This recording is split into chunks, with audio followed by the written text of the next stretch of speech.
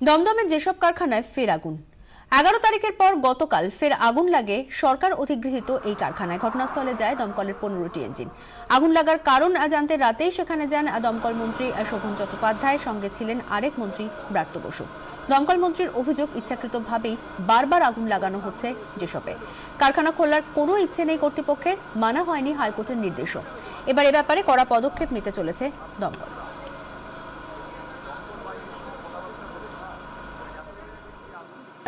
আগুনটা পরিকল্পিতভাবে আগুন লাগা হয়েছে, তা পরোক্ষ বা প্রত্যক্ষভাবে বোঝা গেছে। এসে যেটা দেখলাম যে ফায়ারটা বিভিন্ন দিকে লাগানো হয়েছে, কারণ এখানকার সিনিয়র পুলিশ অফিসিয়াল আমাদের কাছে রিপোর্ট করলেন যে এখানে যে গেট 28 নম্বর, সেই গেটটাকে বন্ধ করা হয়েছিল কয়েকদিন আগে, তখন সেখানে আগুন ধরানো হয়। সেখানে যখন পুলিশ তাড়া করে কিছু মিসক্রিয়েন্টস বা এটসেট্রা, তখন কিন্তু আজকে ভেতরে আগুন ধরে আবার এই পথটাকে খোলার চেষ্টা হচ্ছে। আমরা সিদ্ধান্ত নিয়েছি দমকলের পক্ষ থেকেও যে নাশকতার বিষয়টা আমরা নিজেদের অবজারভেশনে এসেছে, তার জন্য স্পেসিফিক আমরা এফআইআর করব, ফরেন্সিক হবে, এবং পুলিশকেও অনুরোধ করেছি যে হাইকোর্টের অর্ডারকে ওভাররুল করা এবং প্রপারলি ইমপ্লিমেন্ট না করার জন্য এখানকার কোম্পানির যিনি মালিক, তিনি পবন রুইয়াই হোক আর যিনিই হোক, তাদের বিরুদ্ধে ইমিডিয়েটলি ক্রিমিনাল প্রসিডিং স্টার্ট করা। হাইকোর্ট স্পেসিফিক্যালি অর্ডার দিয়েছে এখানে যে যেসবের অধিকর্তাকে আপনি ওয়াল করুন, আপনি ওয়ালিং করুন, আপনি লাইটিং করুন, আপনি এখানে যে ঝোপঝাড় আছে, যে বুশেস, সেগুলো ক্লিন ইট। হাইকোর্টের নির্দিষ্ট এখানে নিয়ম আছে, ভার্ডিক্ট আছে, তারপরেও তারা এটা করছেন না। ফলে এখানে তারা বিচ্ছিন্নভাবে আগুন লাগছে, কেন লাগছে, কি লাগছে, সেটা তদন্ত সাপেক্ষ। আমাদের সঙ্গে মুহূর্তে রয়েছেন সরাসরি আমাদের প্রতিনিধি ঋত্বিক মণ্ডল। ঋত্বিক, 11 তারিখের পর আবারও গতকাল রাতে আগুন লাগে এবং আমরা শুনলাম দমকল মন্ত্রী তার মন্তব্য যে পরিকল্পিত অন্তর্ঘাত। তুমি সেখানে রয়েছে, এখনো পর্যন্ত কি ছবি ধরা পড়ছে?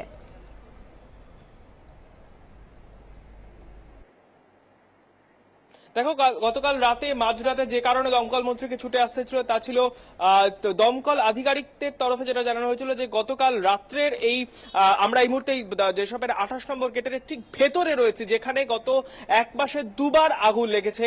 এবং কেন এই 28 নম্বর গেটকে টার্গেট করা হয়েছে, মন্ত্রী কালকে যে ইঙ্গিত করেছিলেন, আমরা সকালে আন্তঃতদন্ত করতে গিয়ে যেটা স্পষ্ট বুঝতে পারছি, যে কারণে দমকল আধিকারিকরা বুঝতে পারছেন যে এটা নিছকই দুর্ঘটনা নয়, তার অন্যতম কারণ এই যে 28 নম্বর গেট আমরা যেখানে দাঁড়িয়ে রয়েছি, এর পেছনে যে শেড রয়েছে সেটাই যেসবের ভগ্ন প্রায় দীর্ঘ বছর ধরে বন্ধ হয়ে থাকা পরিত্যক্ত কারখানা, আর যার ভেতর থেকে কিন্তু টুকরো টুকরো করে সমস্ত সামগ্রী পাচার হয়ে যায়। আর পাচার হওয়ার একমাত্র মূল ফটক, সদর দরজা হচ্ছে এই 28 নম্বর গেট। এবং বেশ কয়েকদিন ধরেই 28 নম্বর গেটের বাইরেই কিন্তু একটি বাস, পরিত্যক্ত বাস দাঁড় করানো ছিল, এবং যেটা বাধা হয়ে দাঁড়াচ্ছিল এই 28 নম্বরের গেট দিয়ে ভেতরে ঢোকার ক্ষেত্রে। তাই পরিকল্পিতভাবে, খুব স্বাভাবিকভাবে, যে একটা পরিত্যক্ত বাস যার মধ্যে পেট্রোল নেই, তাতে কিভাবে আচমকা আগুন লেগে গেল, সেইটা থেকে প্রশ্ন উঠতে থাকে। তারপরেই কিন্তু তারা একটা আনুমানিকভাবে তারা মনে করছেন যে কারণে মনে করা হচ্ছে এই যে ক্লিয়ারেন্স, অর্থাৎ সদর দরজার যে ক্লিয়ারেন্স, সেটা তৈরি করার জন্যই পরিকল্পিতভাবে আগুন লাগানো হয়েছিল। কালকে রাতে আগুন লেগেছিল এই যেসব কারখানার ভেতরের আরো একটি জায়গায়, ঠিক এখান থেকে অদূরে একটি ফার্স্ট এড ইউনিট রুম ছিল। আমরা গিয়ে আজকে সকালে দেখলাম যে সেই ফার্স্ট এড ইউনিট রুমে একটি টায়ার, একটি লরির চাকা পড়ে রয়েছে। স্বাভাবিকভাবেই বন্ধ, পরিত্যক্ত এবং দীর্ঘ বছর ধরে যে কারখানায় সাইরেন পর্যন্ত বাজে না, তার ভেতরে এই বন্ধ পরিত্যক্ত কারখানার ভেতরে কিভাবে একটা টিউবে আগুন লেগে গেল টায়ারে, সেটাও কিন্তু সন্দেহের উদ্রেক করছে। আর যা দেখেই দমকল আধিকারিকরা কালকে দমকল মন্ত্রীকে যেটা জানিয়েছেন যে এই ঘটনা নিছক দুর্ঘটনা নয়, পরিকল্পিত মাফিক এই অগ্নিসংযোগ ঘটানো হয়েছিল। যেমনটি 11 তারিখ হয়েছিল, ঠিক আমার বাঁদিকে যে ঘরটি রয়েছে সেই ঘরে পরিকল্পিত মাফিক আগুন লাগানো হয়েছিল, পরিকল্পনা মাফিক। সেই কারণেই কিন্তু দমকল মন্ত্রী কালকে নির্দেশ দিয়েছেন যে গোটা ঘটনা তদন্তের পরেই এবং ফরেন্সিক তদন্তের পরেই কিন্তু স্পষ্ট হওয়া এবং নিশ্চিত হওয়া সম্ভব হবে যে এই ঘটনা আদতেও উদ্দেশ্য প্রণোদিত কিনা, কিন্তু এখনো পর্যন্ত প্রাথমিকভাবে যে এভিডেন্সগুলো পাওয়া যাচ্ছে এবং আমরা স্থানীয় সূত্রেও যে বিষয়গুলো জানছি, যে যেসবের এই বন্ধ কারখানার ভেতরে কিন্তু দীর্ঘদিন ধরে অসাধু চক্র চলতো। দিনে দুপুরে ভেতরে যে সমস্ত শেডগুলি রয়েছে তার ভেতরে টুকরো টুকরো করে যে সমস্ত যন্ত্রাংশ রয়েছে সেখান থেকে পাচার যে করা হতো সেটা স্পষ্ট বোঝা যাচ্ছে। খুব স্বাভাবিক, কালকের ঘটনার একটা মোটিভ ছিল, মোটিভ এই 28 নম্বরের সদর দরজার ক্লিয়ারেন্স তৈরি করা, কারণ তার লাগোয়া হচ্ছে যশোর রোড। এই যশোর রোডকে ব্যবহার করেই কিন্তু পাচার চক্র সক্রিয় হয়ে উঠেছিল। তবে কারা এই সুপরিকল্পিতভাবে একটা প্যারালাল অরাজক সিস্টেম তৈরি করেছিল সেটার তদন্তের প্রয়োজন রয়েছে বলে মনে করছেন এখানকার যারা যেসব রক্ষা কমিটির সদস্য রয়েছেন, তারাও আমাদেরকে সকালবেলা জানিয়েছেন। অর্পিতা, ধন্যবাদ ঋত্বিক। কথা বললাম আমাদের প্রতিনিধি ঋত্বিক মণ্ডলের সঙ্গে। আমাদের প্রতিনিধি কথা বলেছিলেন যেসব রক্ষা কমিটির সদস্যদের সঙ্গে, তারা কি বলছেন শুনবো।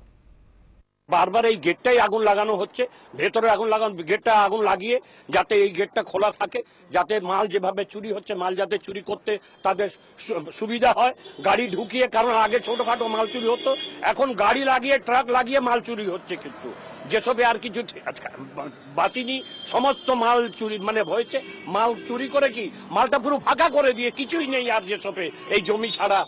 বন্ধ কারখানাকে পরিকল্পিতভাবে লুটতরাজ করা হচ্ছে এবং বর্তমান যে সরকার আছে, রুইয়া গোষ্ঠী এবং তাদের সাঙ্গপাঙ্গরা আজকে এইখানে একটা বিশৃঙ্খলা তৈরি করে হাজার হাজার কোটি টাকার সম্পত্তি, শত শত কোটি টাকার লোহা, এরা রেগুলার ওয়াইজে, আমরা দমদম থানাকে বারবার ইনফরমেশন করেছি যে আপনারা আসুন, এবং রেগুলার ওয়াইজে এরা গাড়ি নিয়ে এসে, তারা ম্যাটাডোর নিয়ে এসে, ভ্যান নিয়ে এসে রোজ হাজার হাজার লক্ষ লক্ষ টাকার মাল বের করে নিচ্ছে।